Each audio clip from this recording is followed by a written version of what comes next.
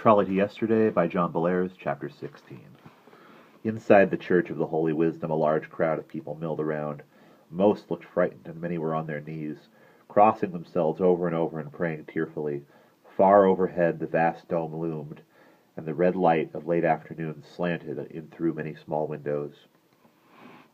Under the dome was the altar, and at it 3 priests in heavy gold-colored robes chanted the service of Vespers, the evening prayers of the Byzantine Church.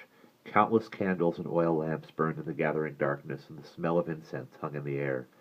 As quietly as possible, the professor and the 2 boys made their way forward through the crowd. Some stared in wonder at the clothing of the 2 boys, but most were too filled with fear to notice what was going on around them. The professor glanced nervously around as he walked, and he felt despair growing inside him. For the first time he realized how silly and hopeless his plan was. It had seemed reasonable when he was sitting at home thinking about it, but it did not seem reasonable now. The chances of his plan working were just about 0. He and the boys would either be slaughtered or end up as slaves of the Turks. With cheerful thoughts like these running through his mind, the professor elbowed his way past the praying people. He had to make it to the high altar before the Turks got in. Outside the great bronze gates they were bellowing like beasts, and thunderous crashes rang out. Boom! Boom! A heavy log was hitting the doors over and over. With the boys at his side, the professor had reached the open space in front of the altar. Boom! Boom! The log struck the doors again. With an ear-shattering crash, the doors fell. The soldiers of the Sultan rushed in, and at that moment the professor grabbed the valise from Fergie, dashed past the startled priest, and leaped into the air.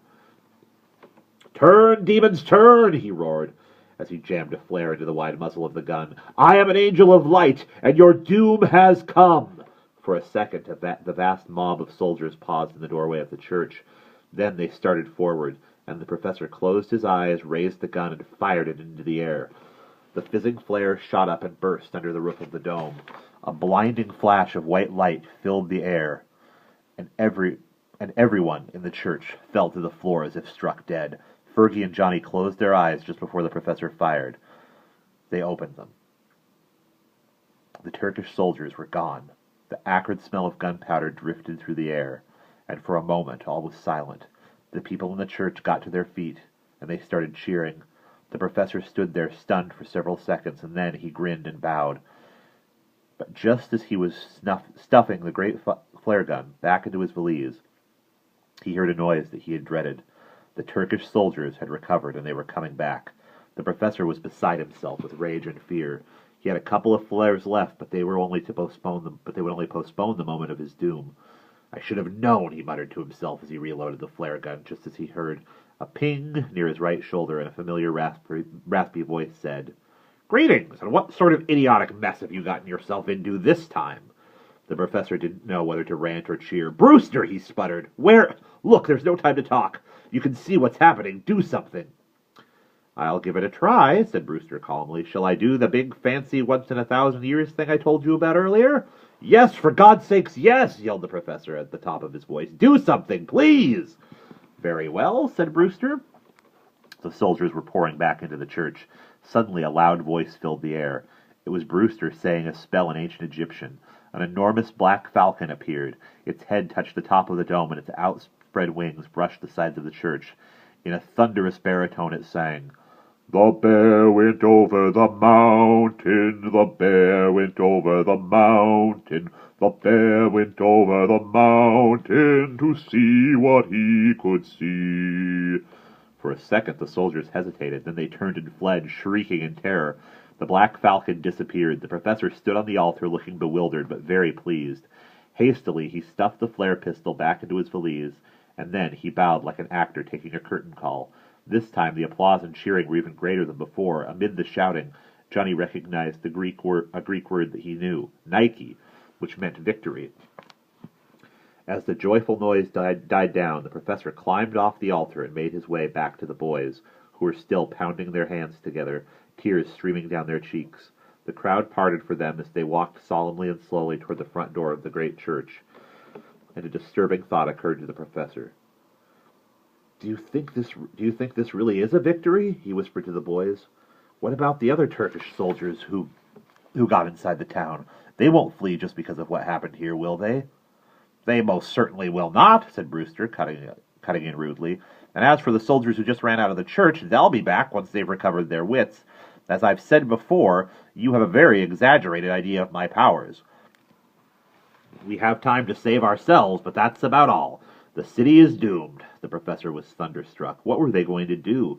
He felt sorry for the poor people in the church, but he felt sorriest for himself and the boys. Turks were pouring into the city through the land and sea gates. The slaughter and looting would begin, and there was not much he or anyone could do about it. Their one hope was to get the Tabergan, but it was with the nasty monk, and he was God knew where, dead probably, or on a boat to a safe port. The professor felt total despair, worse than any he had felt since this adventure began. Through his incompetence, he had led the boys into a trap from which there was no exit. Fergie and Johnny stood staring at the professor in dismay. They had heard Brewster's words, and they felt sick terror in their stomachs. Nevertheless, they were willing to give it one more try. "Come on, Prof," said Fergie, tugging gently at the old man's arm. "We might be licked, but I think we ought to go down fightin'. Which way is that gate with the lighthouse? We can try to get out there. Come on." Fergie shook the professor's arm harder, and at last he snapped out of his trance. Glancing around wildly, he saw the gaunt ruins of the hippodrome rising in the distance. If they walked a little to the left of the hippodrome, they would be going in the right direction. "Okay, boys," he said with a wild gleam in his eye. "Here goes the last of the Childermasses," with a flourish. He handed the satchel to Fergie and took the Knights of Columbus sword from Johnny. Drawing the tarnished blade, the professor started running down a narrow street that he hoped would lead to the gate of the lighthouse. The boys ran with him. They had not gone far when they saw the small cobblestone square that lay before the church of the Hajagarita. There, a crowd of angry men pushed and shoved. Two soldiers held a struggling man in a red cape. Mr. Townsend, of all people! The white-faced monk stood before him, waving a small object that he clutched between thumb and forefinger. It looked like a fountain pen. "Now," rasped the monk as he shoved his face closer to Mr. Townsend, "tell me what this is. It is not a quill pen or a stylus, but some devilish pen that I have never seen before. Why were you carrying it? What did you intend to do with it? Answer me."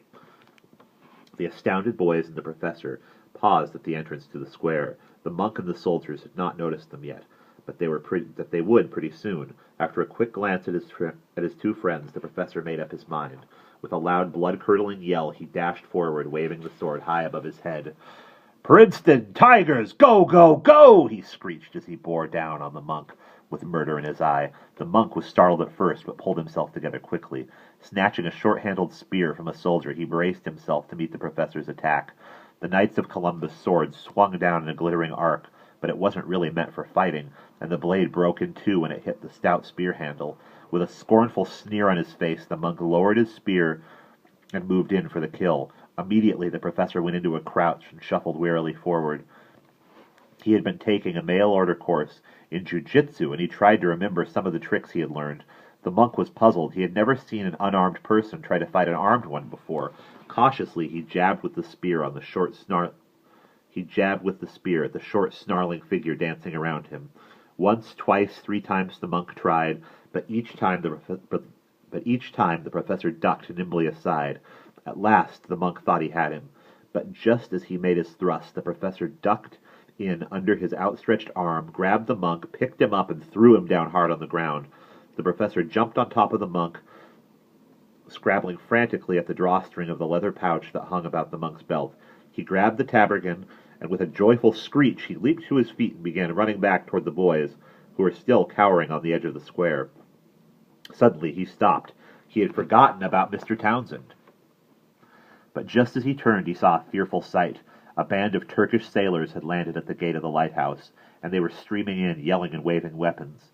The soldiers who were guarding Mr. Townsend decided they had seen enough. They let their captive go and ran. Breathlessly, the professor dashed up to the old inventor. Did he still think he was an admiral of Venice? To the professor's great relief, his friend's eyes were clear, and he gave him a warm, welcoming smile. "Not bad, old boy," he exclaimed, grinning. "But what do we do now?" "Come with me," yelled the professor, who could see the sailors getting closer every second. "Come on, run!" The two men dashed back to where Johnny and Fergie were waiting. Quickly, the professor rattled out his directions. Everybody had to lock elbows with himself in the middle. The Turkish sailors charged. But the professor calmly took the tabergan in his hands and cried, "Go where I say, tabergan!" Then he twisted the magic handle. In the same loud, clear voice, he told the tabergan, "Take us to Leander's tower!" He twisted it again.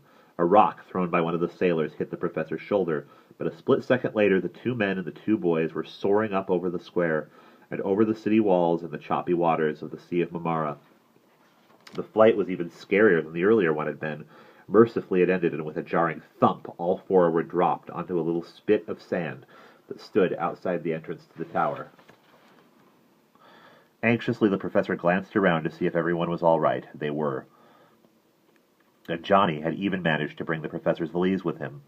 The light of late afternoon cast bloody splashes on the walls of the tower, and the travelers thought sadly of all the things they were going to do in the doom that were going to go and the travelers thought sadly of all of the things that were going on in the doomed city across the water. Then silently they began to climb the worn steps that led to the top floor of the tower. As they stomped along behind the two men, the boys wore anxious frowns. They remembered what Mr. Townsend had said about the unpredictable behavior of the trolley, and they wondered if it would still be there. At the top of the stairs, the professor glanced quickly to his right. Was the veil there? He'd soon find out. Quickly the professor fished his pipe tamper out of the leather bag that hung around his neck, and when he touched the wall with it, the veil parted. The four entered the trolley, which smelled like a dusty, shut-up attic. "Ah!" Mr. Townsend breathed, raising his arms gratefully. "It is so great to be back. Now, folks, if you'll just take your seats, I'll have us back in Dunstan Heights in a jiffy." The professor glowered at Mr. Townsend, but he managed to fight down his anger. "My dear sir," he said in his coldest and most formal tone, "don't you think it would be better if I handled the controls? I managed to make several trips in this machine without having anything bad happen, and I am confident that I can get us home safely in double-quick time." Mr. Townsend stiffened. "Are you implying that I am not capable of controlling the machine that I built myself?" he asked. Johnny and Fergie glanced nervously at each other. Folks," Fergie put in with a weak smile, do you think maybe you could flip a coin or do something like that?"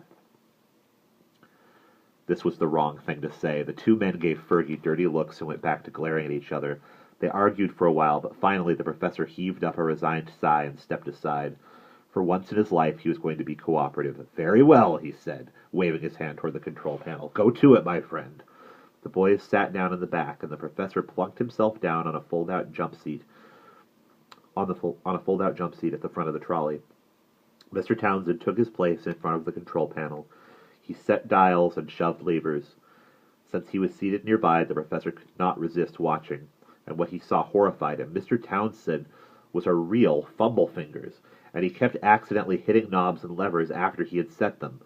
Then he had to go back and reset the controls, and this put him into a foul temper, so his blunders got worse and worse. Meanwhile, a loud, excited hum rose from the trolley's motor, and the air began to shiver and grow warm. The professor began to wonder if he ought to say something, and he was just opening his mouth to make strangled sounds when Mr. Townsend impatiently shoved a lever forward. With a sickening lurch, the trolley jumped backwards, throwing the professor and the boys out of their seats. The trolley roared in reverse, bumping and hiccuping like a small plane fighting its way through air pockets until it came to a screeching halt, and the passengers were once again pitched on the trolley's floor. Mr. Townsend was thrown from the control seat, and he landed on top of the professor. Little wisps of smoke came curling out of the trolley's control panel, and a smell of burned electrical insulation filled the air. Where they were, nobody knew.